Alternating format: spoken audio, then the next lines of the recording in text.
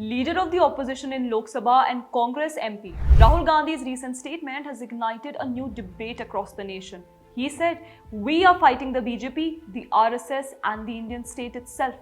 We are now fighting the BJP, the RSS and the Indian state itself. This statement is not only alarming but also raises questions about his motives and actions, especially in light of his undisclosed foreign trips, alleged links to global influencers like George Soros, and Congress's past agreement with the Chinese Communist Party. To understand the gravity of this statement, it must be viewed in a broader context that includes Rahul Gandhi's political actions, international affiliations, and the potential threats posed to India's sovereignty and democratic structure. What does Indian state mean? So the term Indian state refers to the constitutional framework, democratic institutions and administrative machinery of India. Hence, when Rahul Gandhi says he wants to fight the Indian state, it is not just a political disagreement, but it challenges the legitimacy of these institutions and undermines the foundation of Indian democracy and sovereignty. It would be foolish to not take his statement seriously. A leader who is not only a sitting MP but also a prominent opposition figure is making such a statement. It signals an attempt to foster institutional instability and mistrust. What he said goes beyond regular political dissent, directly attacking the constitutional framework of the nation. Using words such as fighting the Indian state is typically associated with criminals, extremists, or insurgents. For a democratic leader to use such language is irresponsible and borders on sedition. This is coupled with his suspicious foreign trips and meeting dubious people with shady connections. Rahul Gandhi's frequent foreign trips to undisclosed locations raises concern about the purpose of the visits and who all he meets. The lack of transparency and security cover during these trips deepens the suspicion around their intent. And the allegations of Rahul Gandhi's involvement with foreign influencers and organizations are troubling. For instance, George Soros, who has publicly spoken about regime change in India, raises serious questions about potential external interference. It is no secret that the American billionaire harbors anti-India agenda.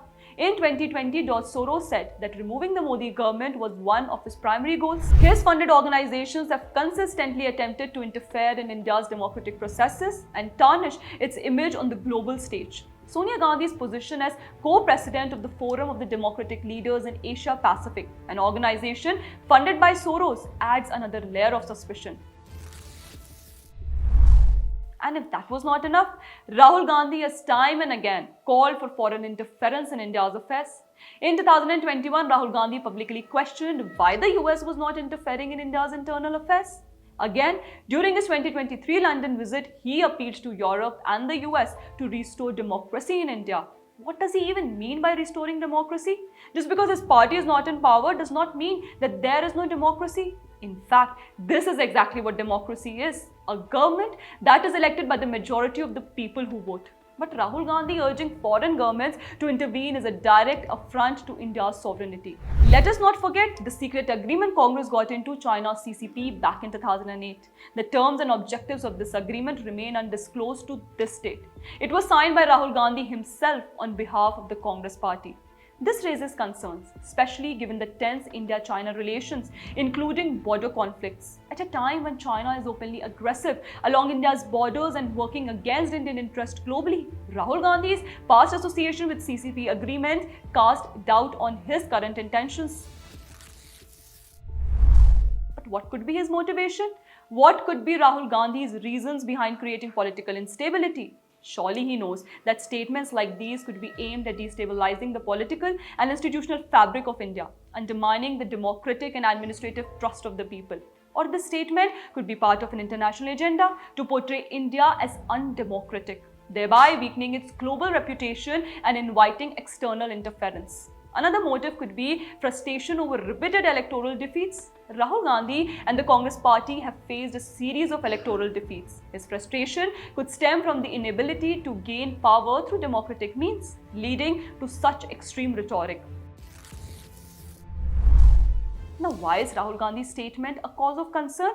Because, well, it is contradictory to democratic principles. As a member of parliament and the leader of the opposition, Rahul Gandhi is part of the very democratic system he claims to be fighting against. His statement directly contradicts the oath he has taken to uphold the constitution. Further, the Congress party has a history of collaborating with foreign entities, from the CCP agreement to alleged links with Soros-backed organizations.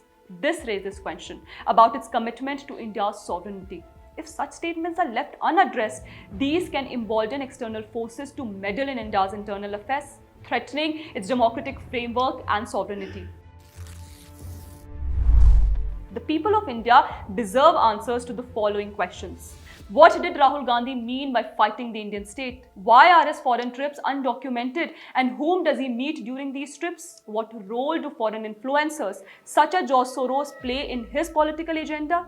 Does Congress believe in the Indian constitution, democracy and parliamentary system? Or is it aligning with external powers for political gains? Rahul Gandhi's statement is not just an irresponsible remark, but a potential threat to India's sovereignty, democracy and constitutional framework. His actions and words need to be scrutinized as they appear to align more with external influences than the national interest. The people of India, along with the Congress party, must demand accountability and transparency. It is essential to ensure that no individual, regardless of their political position, undermines the India's sovereignty or democratic integrity.